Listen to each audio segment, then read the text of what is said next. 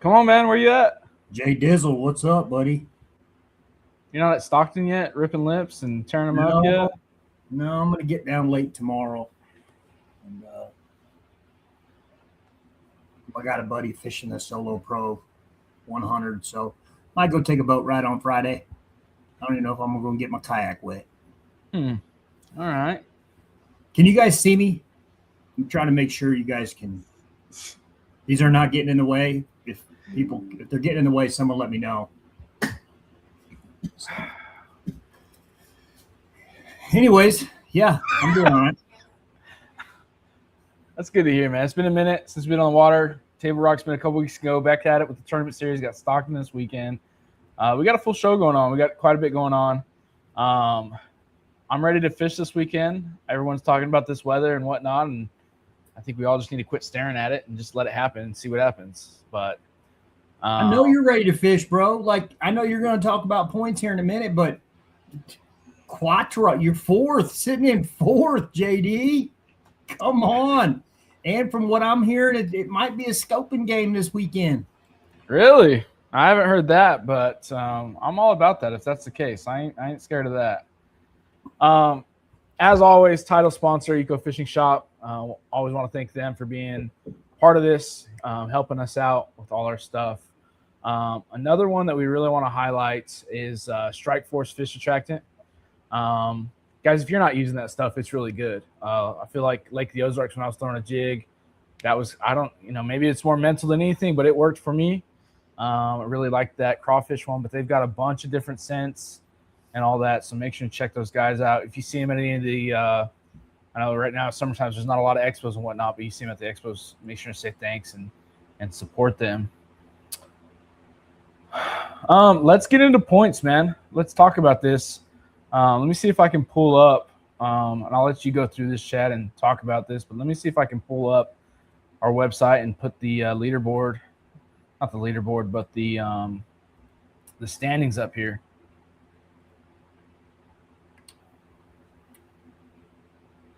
I'll tell you one thing that I think is cool is I'm not sure how they're related, but Ken Daigle and Roger Daigle, it appears, are number one and number two when it comes to Rookie of the Year.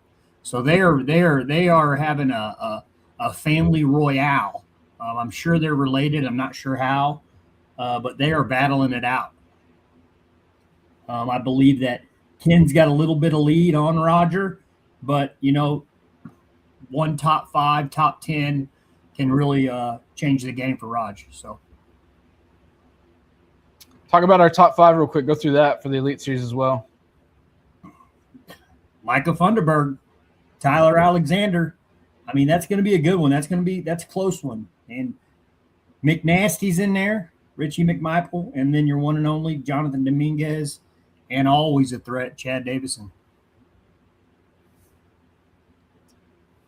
It's always kind of scary being up here. I'm never up here, so I'm kind of worried, but we'll see what happens. Yeah.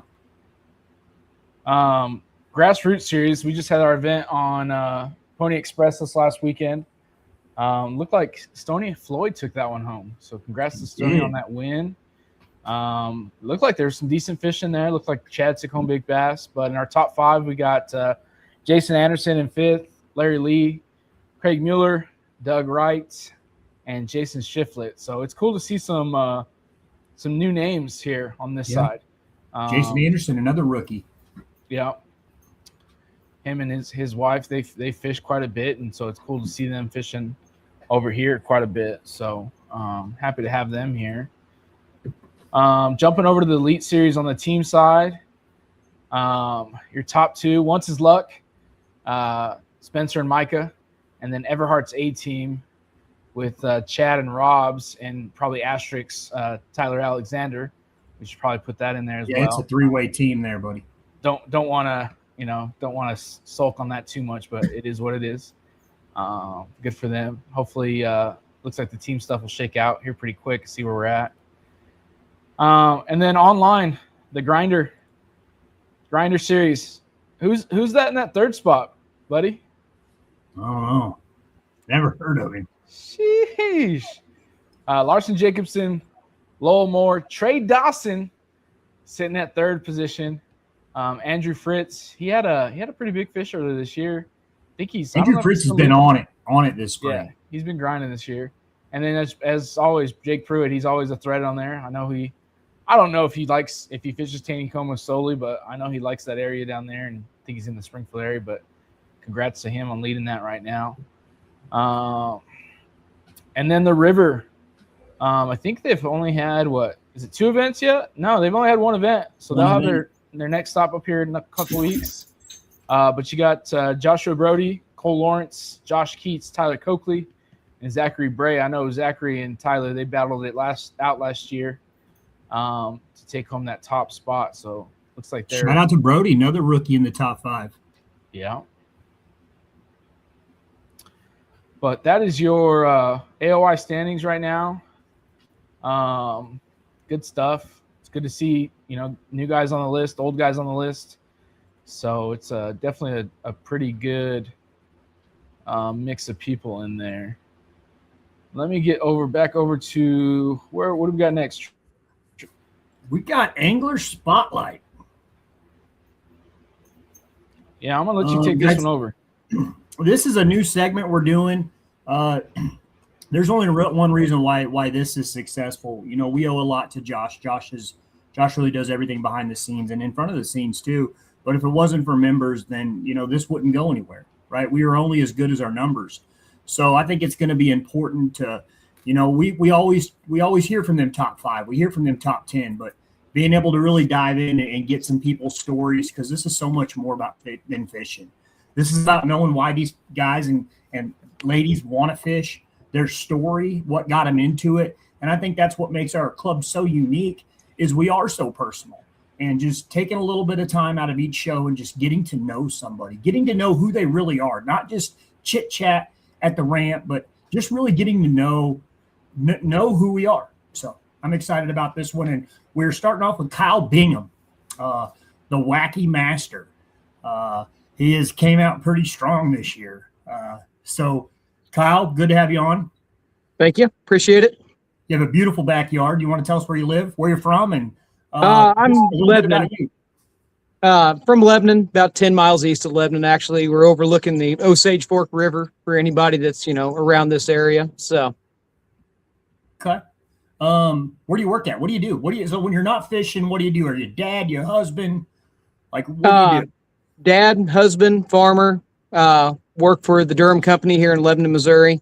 Been with them for 18 years, or they've put up with me for 18 years anyway. So that's kind of everything. Whenever I'm, not busy on the farm, fishing was kind of the second hobby. So, who's the first person to ever put a fishing pole in your hand? Who it was my dad. Your dad. Yeah. Years ago, probably too little to be running a bait caster, but I gained a healthy respect early for that. Only ever fished out of a fiberglass boat or out of a canoe on the river. I was a little bitty tyke sitting on a cooler, just strapped in for the ride. What'd your dad say when you told him you're going to start fishing kayak tournaments? It's a good way to drown yourself. So we have a couple bass boats, and by bass boats, you're going to find out I'm the cheapest fisherman there is alive. I'm actually lucky enough. I have a bass boat that was owned by my grandfather, a 1974 low, 15 foot. I mean, this is something whenever a 20 horse was a big motor to have on the back of something. So pretty well stayed to the same waters in that small bass boat as what I do with a kayak now. A lot, my upbringing was in Ling Creek on Lake of the Ozarks. And like I said, I found out real quick, modern kayaks are just as good as that old aluminum low is. So that's where I kind of cut my teeth at.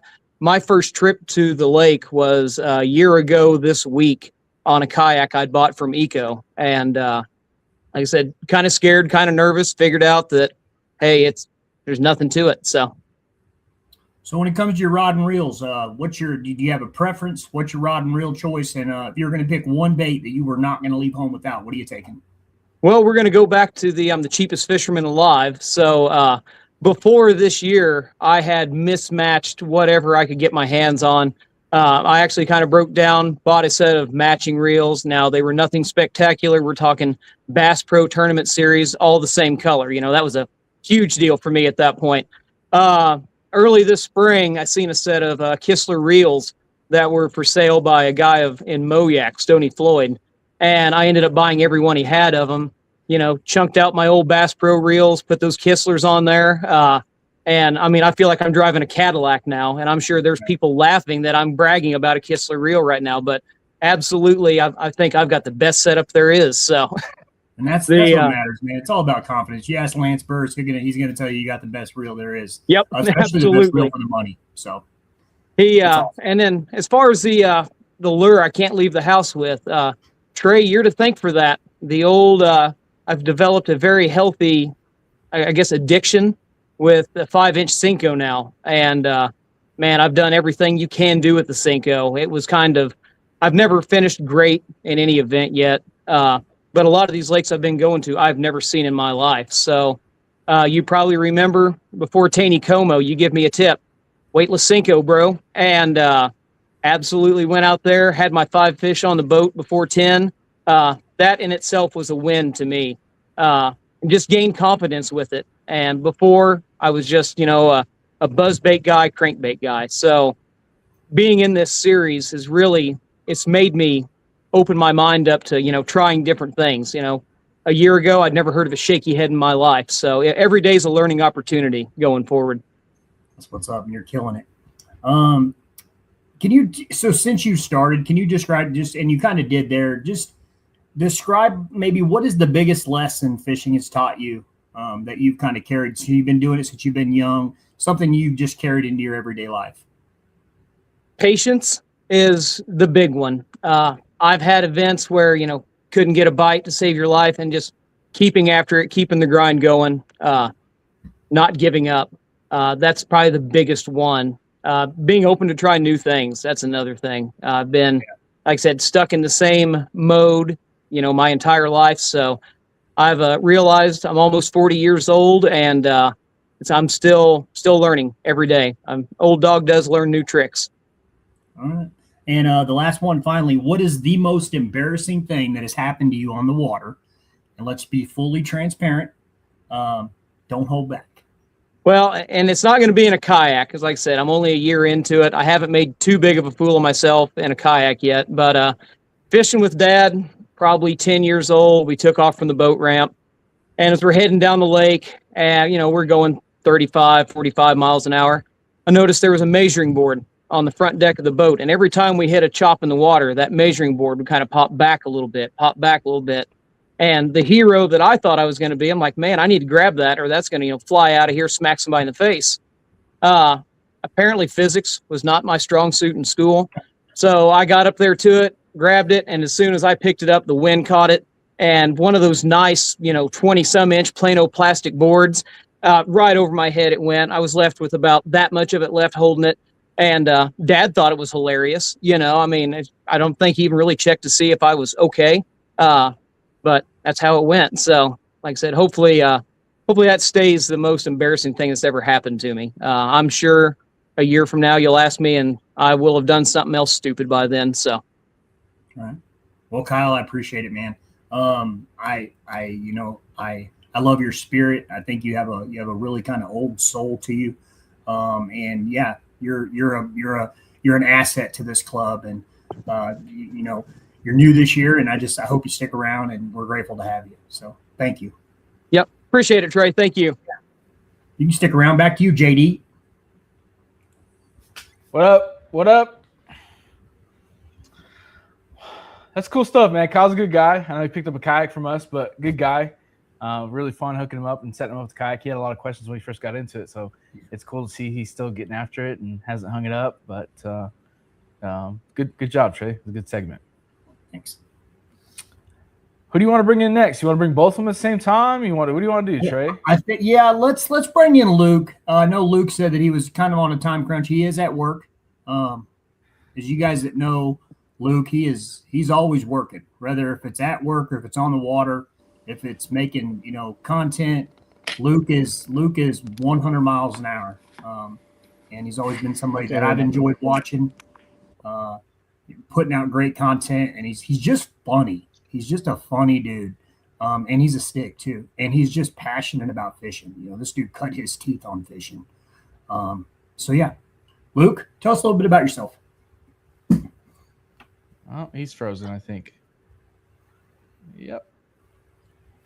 There we go. There we go. Luke, can you hear us now, buddy? Can't hear nothing. Can't hear nothing. We can hear you. Well, let's. I'm gonna try this real quick. Go ahead, introduce Chad real quick and talk about how he won last year, and then let's see. The gentleman that does not need any introduction. There we go. The one and only Chad Davison, the winner of Stockton Hey guys. last year. Can you hear us, Chad? Can you hear me?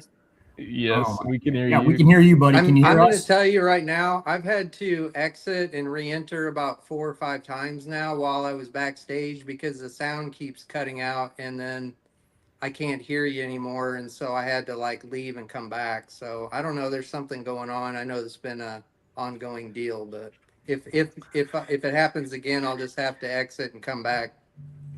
Can you hear us now? Yeah, it's going to happen again. It's going to happen again. Are you hearing either one of us? Can you hear me? Yep. Yeah. Can you hear us? Yep. Yeah. There we go. All right. Yeah, I don't know if you could hear me. I said several times now, I've had to exit and come back because the sound keeps cutting out and I have to leave and come back.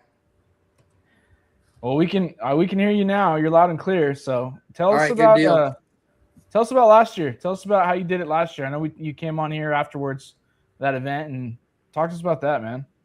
Yeah, well, I mean, obviously we're going to be faced with a completely different conditions than we had last year. We were about, I think, mid-July, probably about 5 weeks later than we are going to be this year. Lake is getting close to 5 feet high. Last year it was not high, so conditions are going to be different. But for me last year, it was kind of I feel like it was a summer bite. I was catching them offshore. I caught a couple of good ones on a hair jig.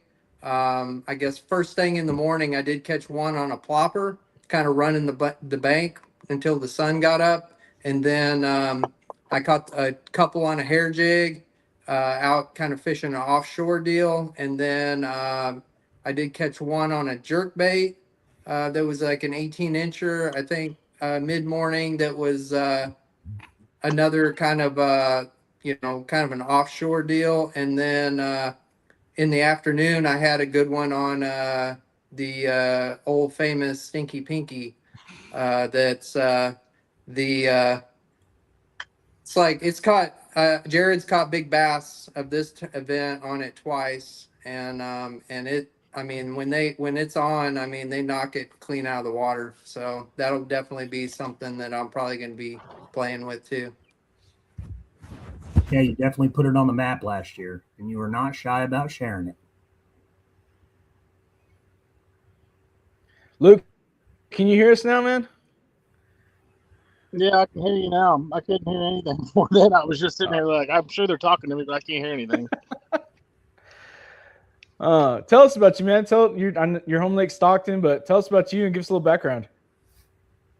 Yeah, man, I've been fishing tournaments, I don't know, 8 years or so now, and Stockton's kind of where I learned to bass fish, kind of learned to tournament fish and love the lake. And y'all would have a fun time coming down this weekend. Like Chad said, you guys are going to catch it during some rising water, a little funky conditions, but there was some fish biting. It's just hard to find some good fish biting. So somebody will figure them out, though.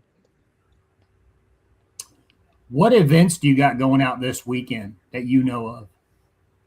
There's the Friday nighter on Friday nights out of the state park. I seen you guys and the Summer Bass Brawl and another little club tournament Saturday, and then Sunday there's a little club tournament and the Solo Series Top 100 on Sunday. So not a lot of action. No, it's supposed to be kind of a miserable weekend. I suggest there wouldn't be many pleasure boaters out on the lake, so lake ought to fish pretty wide open.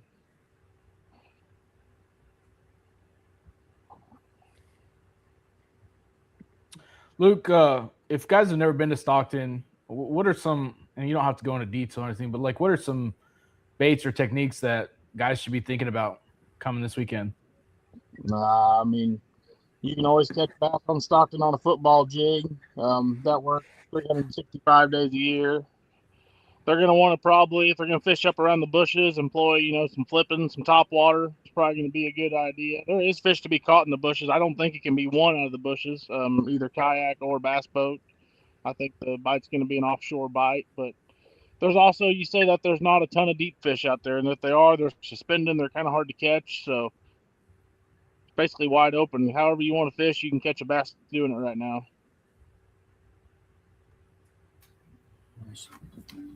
Luke, when did you get, now kind of off of fishing, what year did you start picking up content creating? Because I know one big thing about you is, you're a really big content creator. When did you start doing that? Yeah, I don't remember what was that. Probably what year is it? 26, probably, or 16, or 26. I don't remember. I honestly don't remember. I've been 5-6 years, something like that. What's your biggest bass on Stockton?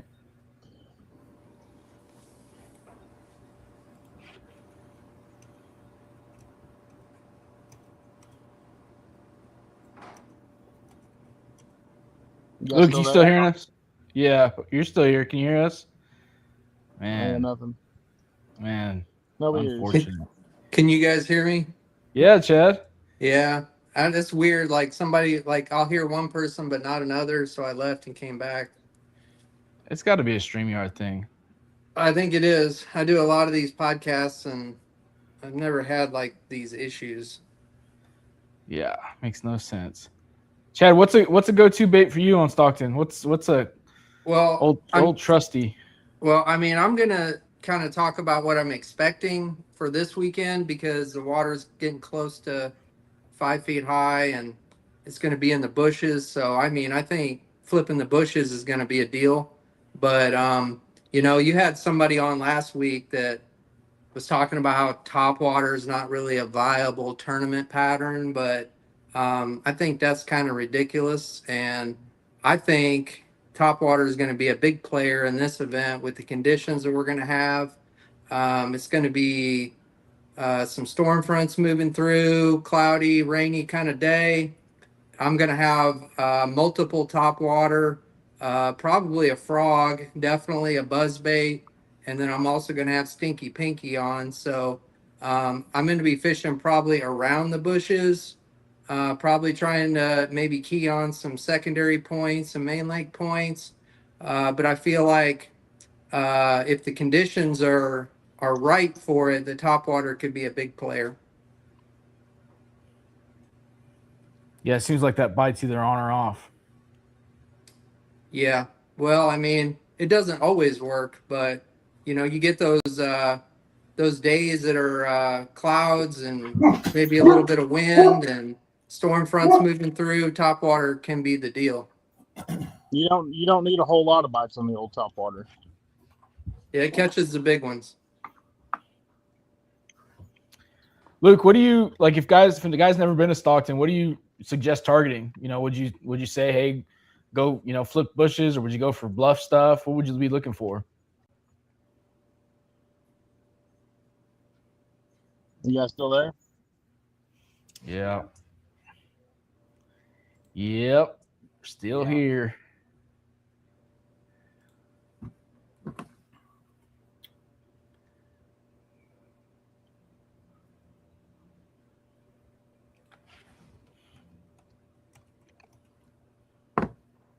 Yeah, I think it has to be a StreamYard issue, Jonathan. Y'all still hear me? Yeah, we still hear you. I mean, I hear you now. Yeah. Luke, what kind of structure are you looking for? What are you targeting on Stockton?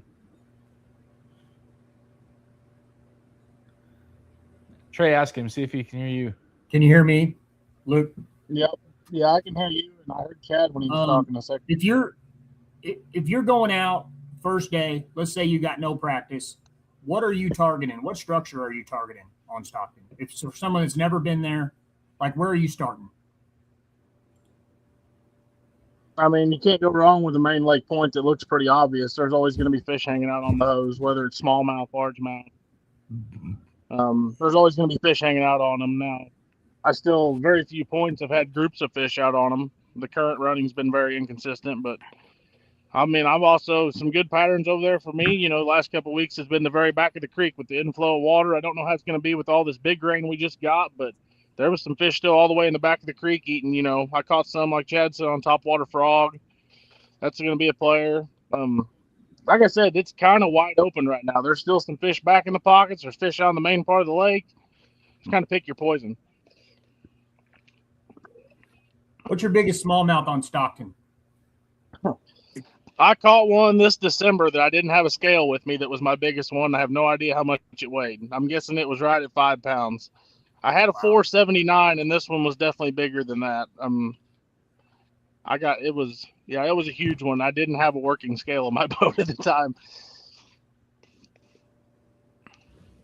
Yeah, I think Stockton's a pretty under. I mean, maybe in your area, in your group, it is, but I just don't think you hear a lot about smallmouth, and it's a great smallmouth fishery.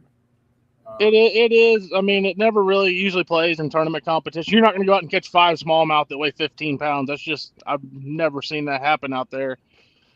But you can go catch one big one somewhere. I never seem to catch them fishing for them. Like, I usually just catch them like largemouth fishing. I'll catch a big smallmouth somewhere.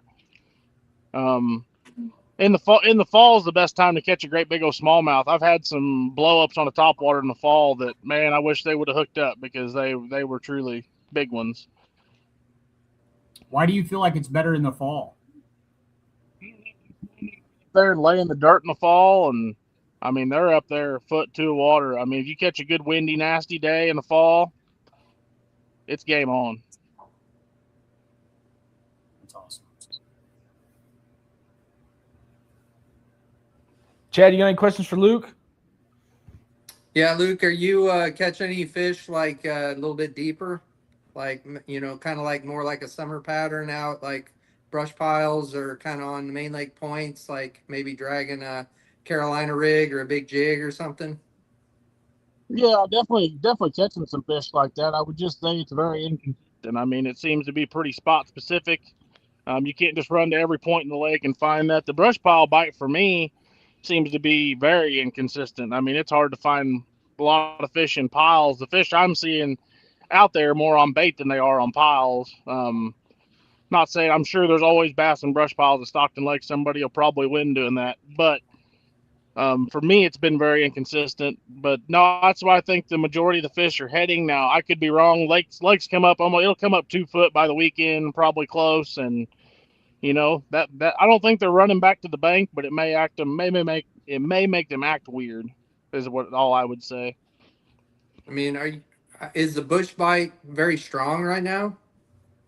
It's strong if you want to catch a limit. I mean, I could go catch a limit real quick out of the bushes. Pretty easy, I would think. For compared, I went and fished some bushes last Saturday in Joe Bass, and I mean, had a limit doing it in 45 minutes, but they weren't nothing we weighed in. So Yeah. But they were all 15.5 to 16.5 inch fish. They look like they've been on Ozempic and need the steak. That's the kind we look for in a kayak tournament, Luke. We're not looking for weight. We're looking for length. Hey, I'm sure there's some big old long skinny suckers still laying up there that would end up biting. But I mean, I weighed one that was 16.5 inches. I think he weighed 189 on my scale. That's a 16.5 inch fish. Luke, when are we going to get you in a kayak? I don't know. It was talked about for a point in time, and then I think I've kind of gave that up. I got enough going on. I don't think I need to get in a kayak. You got a new boat too, didn't you? Yeah, I mean, I would really like. Part I'm jealous of the kayaks, like the river fishing. When I see all you guys out river fishing, man, that looks so fun to me. So fun to float down the river and fish. That's places I can't get my bass boat. I've took them there a time or two, but I shouldn't have had it up there. But I mean, that just looks so fun to me that I'm just like it's almost worth getting a kayak just go fish some of these rivers around here because I would really enjoy that. Yeah, we got a river series. You can make a little bit of money. Hey, Luke, What are you seeing as far as water clarity right now in the different parts of the lake? That's going to be tough to say because the Little Sac side got a ton of rain on. I haven't been since they got that ton of rain on last Sunday, but I mean, out in the main lake, your normal Stockton water color, you got 6 foot, 5, 6, 7 foot out by the dam, and then you get to about Mutton Creek, and I would say Bonnet on both sides of the lake. You had like 3.5, 3.5, and if you got up the rivers, you had a good 1.5 foot, a good solid 1.5 foot clarity. Now, let's say that all could have changed with the rain. I haven't been back since then, but I'm guessing the rivers got dirty on both ends from all the rain. They got a ton of rain over there.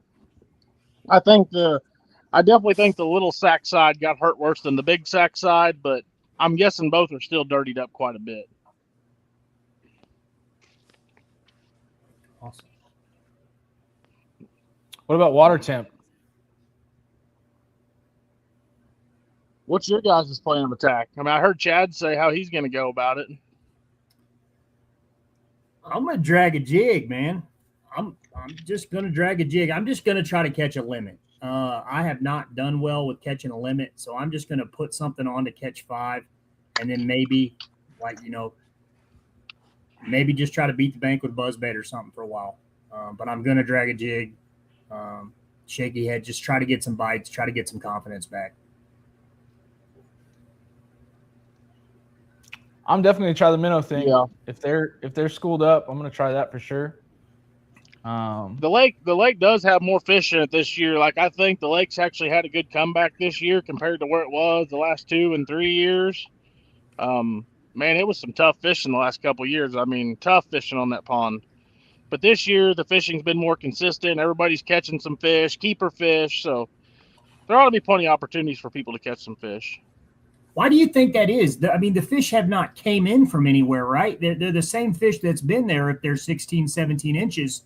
What were they doing when they weren't biting? I don't know. I got a ton of theories, but they're probably all wrong. I don't know. You're one thing. Sometimes I'm right. One thing I noticed. I mean, I don't notice it. I know, like, forward facing sonar, whatever it is, tells us what's down there. Like, I never had it before, but I have it now. And I can tell you on every main lake point, there is 10 times the amount of walleye and white bass that used to be out there ever. And that just tells me that's not good for, like, they don't like being around that. For whatever reason, if you see that on a point, they don't like it. They don't mix in with them. They just go somewhere else. So I can't, for the most part, just tell. I mean, there's those, I'm not going to call them trash fish because people eat them, and I mean, they're fun to fish for, but there's those different groups of fish out on these points kind of setting up where these largemouth want to set up. I don't think they like all the company. Okay. Yeah, that makes sense. And Chad, coming from a bass boat tournament world, Luke still heavy in the, made a cut for the top 100. And you guys had some history and guys knew each other from the bass boat world. Is that correct? Yeah, I mean, I was fishing bass boat tournaments back before, and Luke and I definitely talked. In fact, I can remember some conversations we had about running some of the upper river arms at Stockton back in the day, and and I follow Luke. He's got a amazingly good social media following, and very he's found his niche on his doing his reels and videos, and he's really successful at that. So I've continued to follow him even though I'm not doing the bass boat thing anymore. And you're funny. That's the thing about you, Luke, that I really appreciate is the fishing is, yeah, it's there. But for me, it's, you make me laugh. Like your reels make me laugh. And I think that adds an element of viewership. You can just tell you put a lot of work into it, and you're faithful about your products. We know, motion fishing and Trocar are things that you constantly that you believe in. So, did he freeze up on me? Did you hear me, Luke? I can't hear Trey talking. I can hear Chad We're giving him talking, all but I these can't hear Trey compliments. He talking. can't even hear it. I I know. can't hear neither one of you now. Okay. And I'm going to.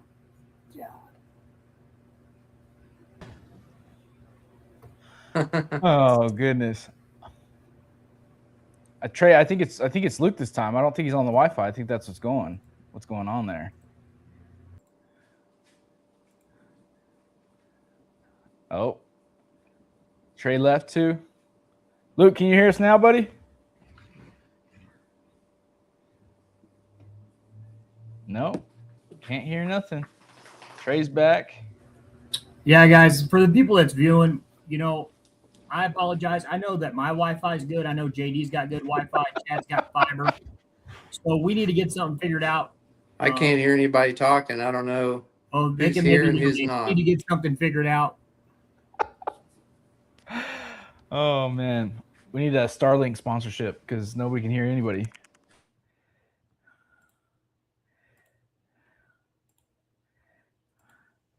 Chad, I guess it's just you and I. Luke, can you hear us now? No. There's Chad again.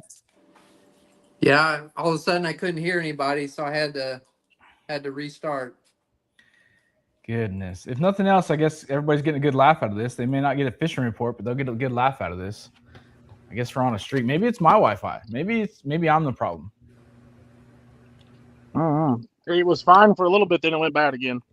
Hey, there he is. You can hear me now. Yeah. I can hear you. We better hurry up while everybody can hear. Luke, how much minnow shaking you do on Stockton? Oh, I dabble in it. It's not as big a player there as it is on other lakes, I don't think. There's way more gizzard shad, not as many threadfin in the lake, so you got to shake a substantially bigger minnow to do anything from what I figured out compared to table rocker. So they don't react to it near as well. They will eat it, but it's not a main player. I would say it's not a main player. Definitely will catch bass there. Luke, are you a Koike guy? I might be, yes. We're not going to talk about that. I mean, they'll bite it. I caught a couple good bags this spring doing it a little bit.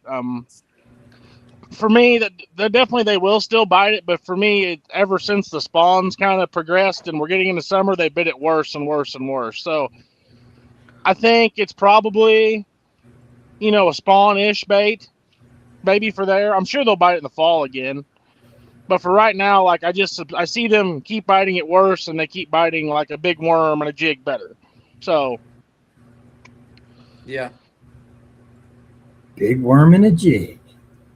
Yeah, when I leave out for the solo Sunday, I'll have a big worm, a big football jig, a glide bait, a swim bait the size of my foot, and a minnow laying on the front deck. That'll be what I have laying out, and that's what I'm going hunting after him with. So, what size shoe do you wear?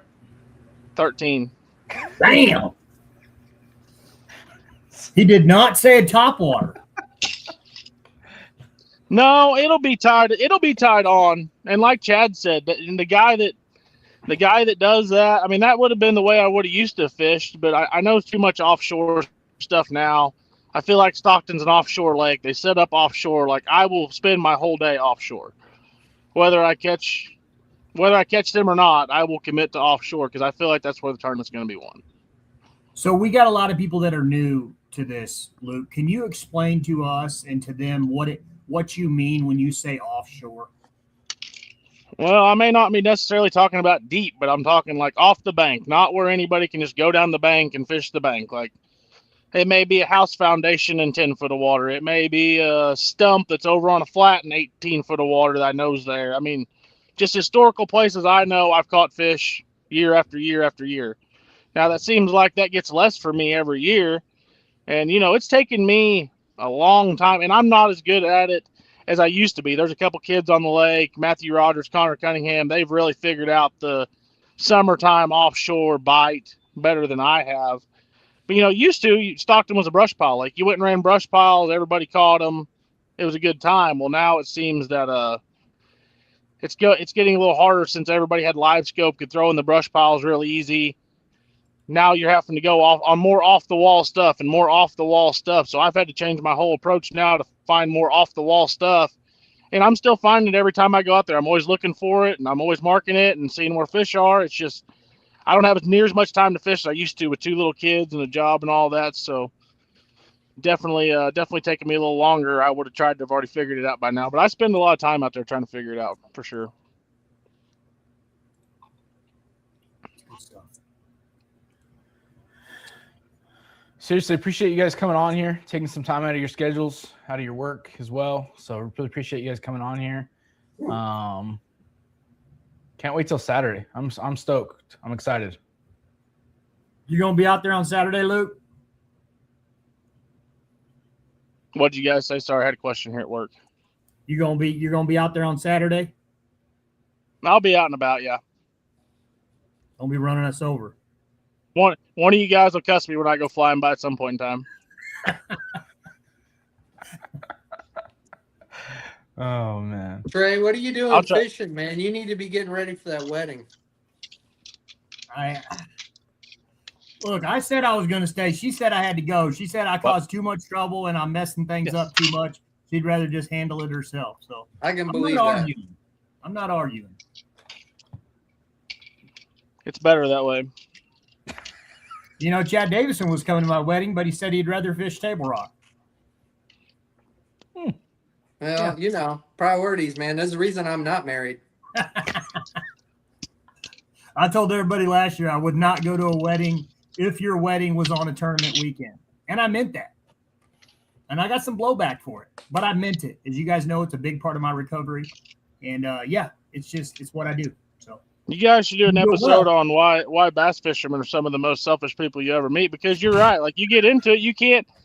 I mean, if you're my second, third cousin's aunt, I'm not going to your wedding so I can miss the tournament. Like, I'm sorry. I'll send you a letter and $50, but I'm going fishing. Yes. And God, if it's a funeral and I don't really love you that much, I'm going to go respect it. I'm going to respect your grave in like 3 weeks, but not if I got a tournament on Table Rock. Yeah, I mean, they aren't going anywhere. Yeah. Actually, I just found out one of my first bass boat fishing partners that I learned a lot from, Paul Moorfield. He passed away. His funeral Saturday, and I won't be there, and I know he would understand. Well, I appreciate it, guys. Appreciate you being on. Luke, you want to give a shout out to your sponsors real quick? I know you're super passionate about Trocar, Evolve, and Motion Fishing. I'll let you talk about them real quick, and then Chad.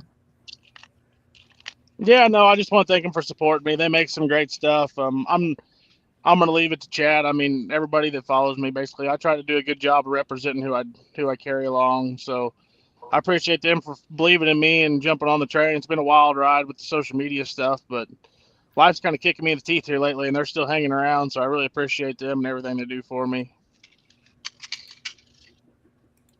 Yeah. Well, I feel like probably most people know my sponsors, Everhart's, Old Town Fishing. I've been in the same autopilot kayak on my 6th year now. Obviously, Crocagator. If you don't have a head knocker buzzbait tied on this weekend, then you're probably going to be missing out. CMX Lures. Trey knows what I'm talking about there. They're the best frogs that I've ever fished. Super soft, very unique design, great, very realistic bodies, and they're just really good frogs. Max It Out LEDs. I'm fortunate to have a number of sponsors that also sponsor MOYAK and Max It Out LEDs. If you want to be out on the water, you need to have a Max It Out LED light to be safe. They're the brightest lights out there. It's super durable. Put it on your kayak, hook it up to your electrical system, and then you don't have to worry about it. It's always going to work. You don't have to worry about batteries. It's not going to break. So, I don't know. I'm probably missing a few. H2 Bait Design, Dungarees. Anyway, great companies. I'm proud to work with them. Thanks, Chad. Luke, Chad, thanks for being on here. Really appreciate it, guys. Thank you, guys. Thanks, Luke. Oh, and there went Trey too. Trey left. Trey, you coming back? You staying on? What are you doing, Trey? Where you at? Huh? Well, I'll wrap it up. Look forward to see everybody on Saturday. Be at Stockton Lake. I believe Checky or the Ward's going to be over at the bait kit. What is it? The bait shop in Stockton. All that information on Attorney X. Make sure and check it out there. And we'll see you guys on Saturday.